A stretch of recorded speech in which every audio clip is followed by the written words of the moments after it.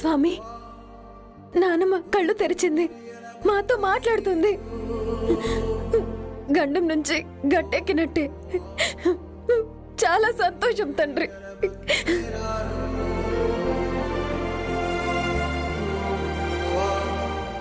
ఏమని కోరుకుంటున్నావు ఈశ్వరి?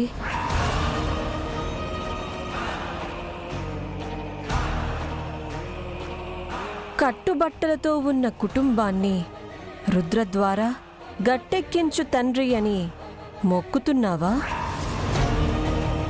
నిలువ నీడలేని పరిస్థితిలో రుద్ర నీడలో బ్రతికేసే అవకాశం కలిగించు స్వామి అని కోరుకుంటున్నావా?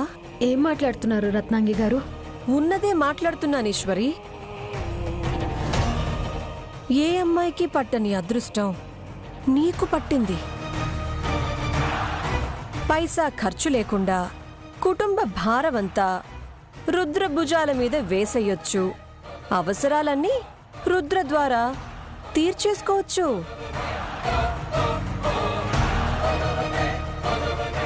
ఎంతైనా చాలా తెలివైన దానివి ఈశ్వరి.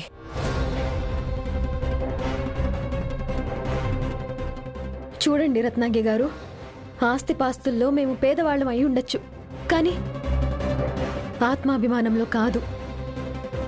అవసరాల కోసం వ్యక్తిత్వాల్ని చంపుకోవాల్సిన అవసరం మాకు లేదు. దయచేసి మీరు ఇలా మాట్లాడకండి. వీధిన పడిన పరిస్థితుల్లో కూడా వీర వనితలా శపథాలు చెయ్యకీశ్వరి. వ్యక్తిత్వాలను కూడా వ్యాపారాల కోసం వాడేస్తున్న రోజులివి.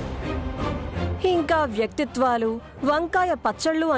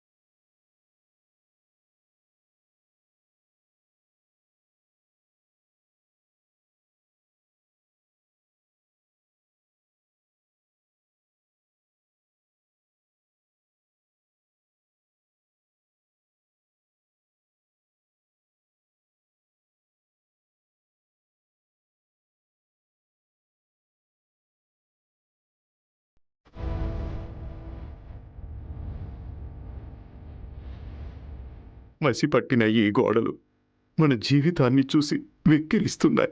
సగం కాలిన ఈ వస్తువులు మనసుని మరింత గాయం చేస్తున్నాయి.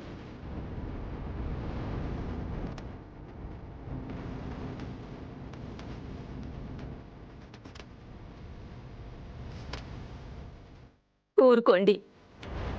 ఆ భగవంతుడు మన రాత ఇలా రాస్తే మనం మాత్రం ఏం చేయగలం చెప్పండి?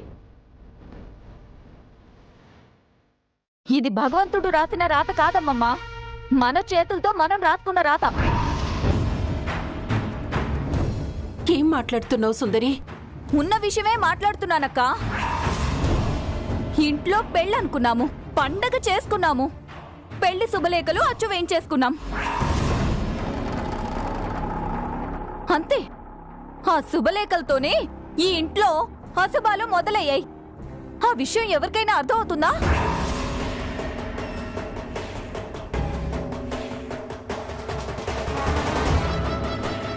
శుభలేఖలకి ఈ ఇల్లు తగలడిపోవడానికి లింక్ పెడతావేంటమ్మా నువ్వు? ఆగవే, నీకేం తెలుసు? పెద్ద ఆరిందలా ప్రతి దాంట్లో దూరిపోతావు. నోరు మూసుకొని కూర్చో. చూడు సుందరి, ఈశ్వరి పెళ్లికి ఇల్లు తగలబట్టడానికి ఎలాంటి సంబంధం లేదు. నువ్వు అనవసరమైన మాటలు మాట్లాడి కొత్త సమస్యలు సృష్టించకు. ఇదేం కొత్త సమస్య కాదు పెద్ద మావయ్య, పాత సమస్యే. ఈశ్వరి వాళ్ళమ్మ నష్ట జాతకంతో ఒకప్పుడు ఈ ఇంట్లో ఏం జరిగిందో ఈశ్వరి వల్ల ఇప్పుడు అదే జరుగుతుంది.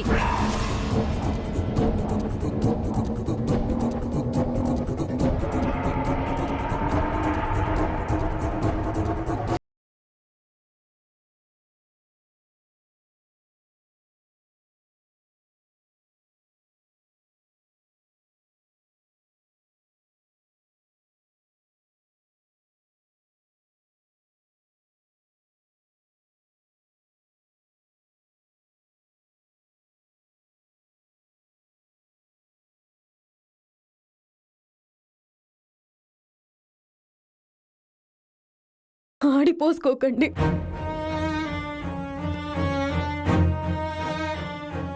మా అమ్మ తనకి సాధ్యమైనంత వరకు 10 మందిని ఆదరించింది, అన్నం పెట్టింది.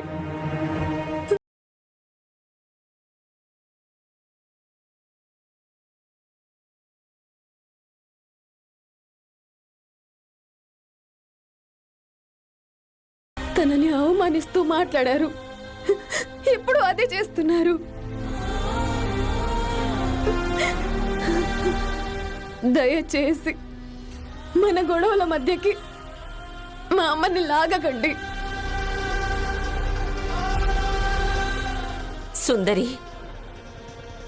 నీ నోటికొచ్చిందంతా మాట్లాడకు. నోరు కాస్త అదుపులో పెట్టుకో. నన్ను అదుపు చేయడం కాదమ్మమ్మా, ఈశ్వరి పేరున జరుగుతున్న అపశకునాల్ని ఎవరు ఆపుతారు? శుభలేఖలు నేల మీద పడితేనే తాతయ్య అశుభం అన్నారు. అలాంటిది ఏకంగా శుభలేఖలు మంటల్లో పడి తగలబడిపోయాయి. 10 మందిని ఆహ్వానించాల్సిన పత్రికలు కాలి బూడిదైపోయాయి.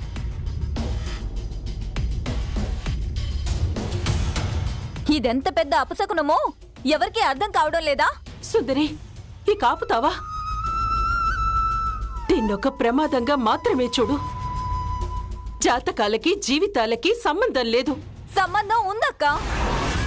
ఎంతో పవిత్రంగా చూసుకున్న పెళ్లి పత్రిక ఆ దేవుడి సమక్షంలోనే దహనం అయిపోయింది. అంటే అర్థమేంటి? ఆ దేవుడే ఈ కళ్యాణాన్ని కాదనుకుంటున్నాడు. ఆ భగవంతుడే ఈ వివాహాన్ని రద్దు చేస్తున్నాడని.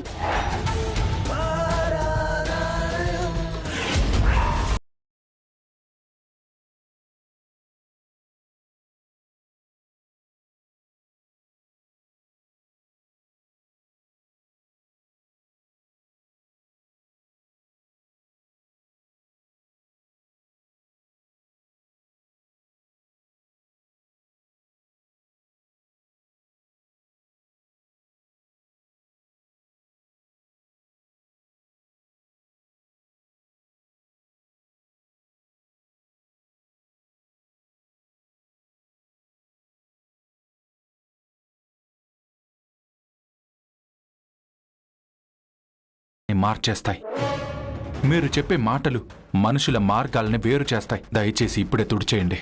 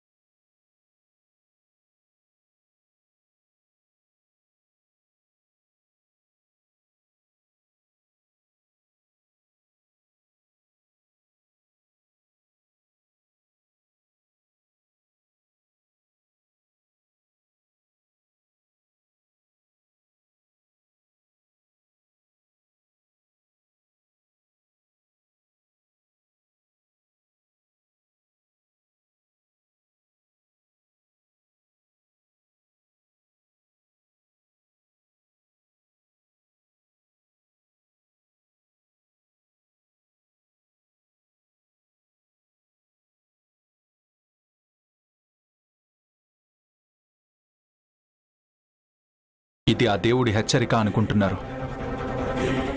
అదే జరిగి ఉంటే నేను మీ మాట కాదన్ను. కానీ మీరు నమ్మిన నిజమే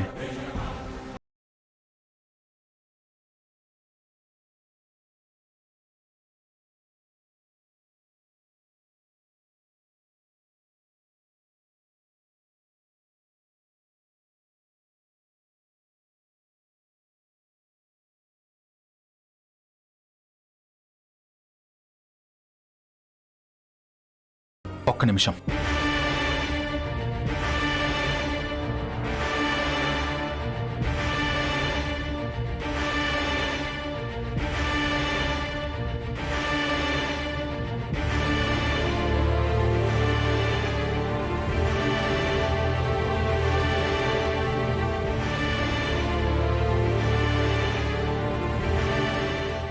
ఈ రుద్ర ఏంటి కథ క్లైమాక్స్కి వచ్చిందనుకునే లోపే ఇంకేదో ట్విస్ట్ పెట్టబోతున్నాడు. దేవుడా, ఈ ఇంటిని ఎలాగో తగలబెట్టేశావు. ఇక ఈ జంట మధ్య ఉన్న ప్రేమని పెళ్లిని కూడా తగలబెట్టే తండ్రి, ప్లీజ్ స్వామి.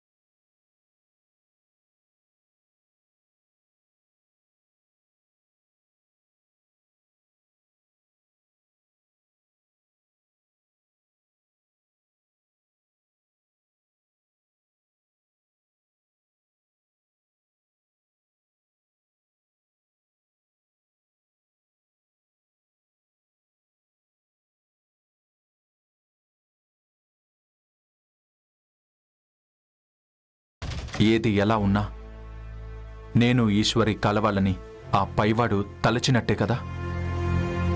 మీరే చెప్పండి తాతయ్య గారు.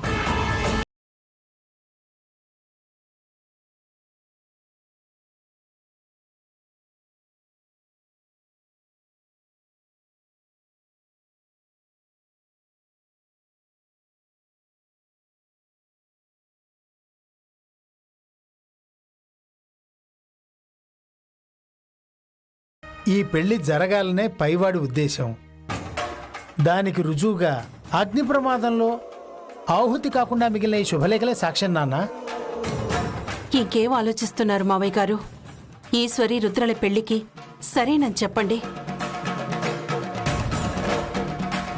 ఏమో కామాక్షి, మీరంతా ఎంత చెప్పినా నా మనసెందుకో ఇంకా కీడు శంకిస్తోంది.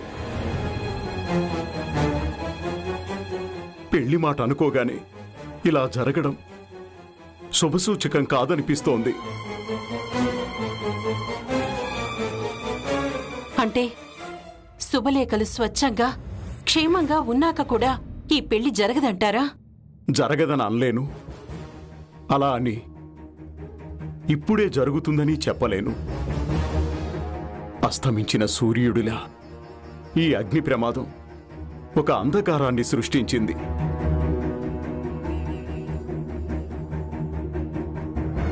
ఉదయించే సూర్యుడు రావడానికి, ఆ వెలుగులు చీకట్లు చెదిరిపోవడానికి కొంత సమయం పడుతుంది. అలాగే వీళ్ల జీవితాల్లో అలుముకున్న అంధకారానికి కూడా కాలమే సమాధానం చెప్తుంది. అంతవరకు ఎదురు చూద్దాం.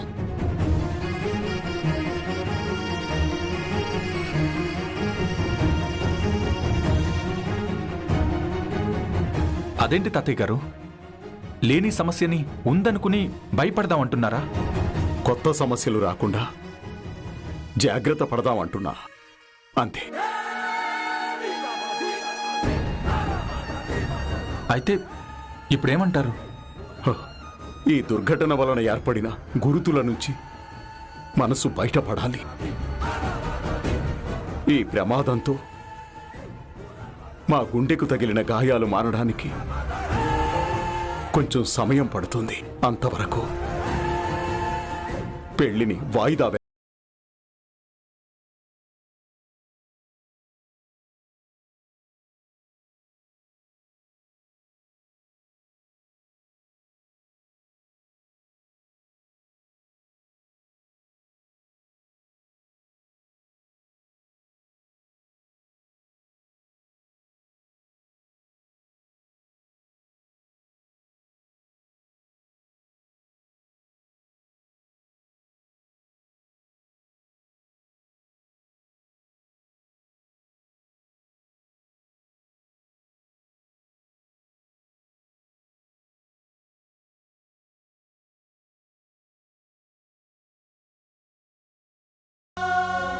నువ్వు కూడా ఏంటి ఈశ్వరి? రుద్ర, పెళ్లి ఆగేది తాత్కాలికంగానే కదా, శాశ్వతంగా కాదు కదా. ఇప్పుడున్న పరిస్థితుల్లో ఈ ఇంట్లో పెళ్లి అంటే కొంచెం కష్టమే కదా. అవును బాబు, ఏం జరగాలో ఎలా జరగాలో అంతా శివుడి నిర్ణయం. ముందు మనం ఈ ఇల్లు శుభ్రం చేయడం గురించి ఆలోచించాలి. విశ్వం, ముందు ఆ పని చూడండి. అలాగే నాన్నగారు. మామయ్య గారు, ఒక నిమిషం.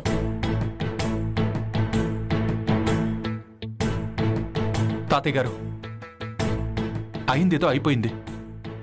మళ్ళీ మీ ఇల్లు బాగుపడే వరకు మా ఇంట్లోనే ఉండండి.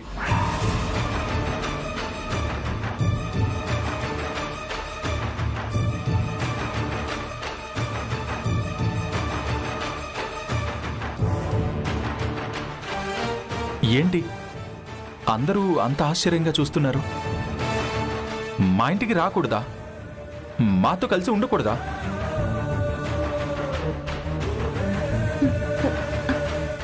మీ ఇంటికా?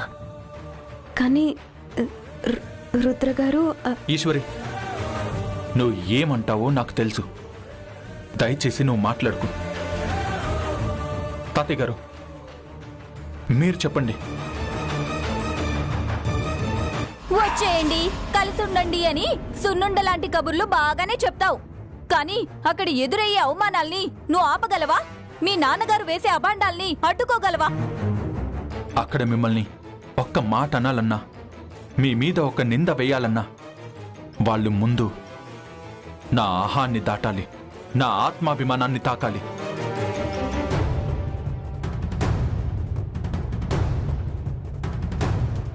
పరిస్థితులు పగబట్టినప్పుడు కాస్త తగ్గటంలో తప్పులేదు నాన్న. రుద్ర చెప్పినట్టు మనం అక్కడికి వెళ్ళడమే కరెక్ట్ అనిపిస్తుంది నాన్న.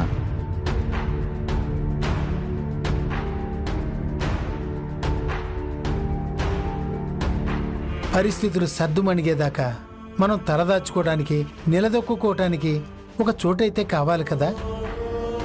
తడబడినప్పుడు నిలబెట్టడానికి, పడిపోయినప్పుడు పట్టుకోటానికి రుద్ర ఎప్పుడూ మన పక్కనే ఉన్నాడు. ఇంకా ఎందుకు ఆలోచించడం?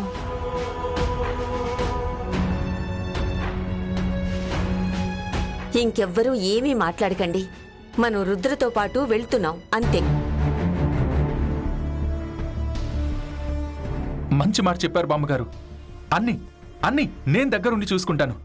మీకు ఎలాంటి కష్టం రాకుండా నేను చూసుకుంటాను. నేనున్నాను కదా. సరే బయలుదేరండి. నేను ఈ లోపల కారు తీస్తాను. రుద్రగారు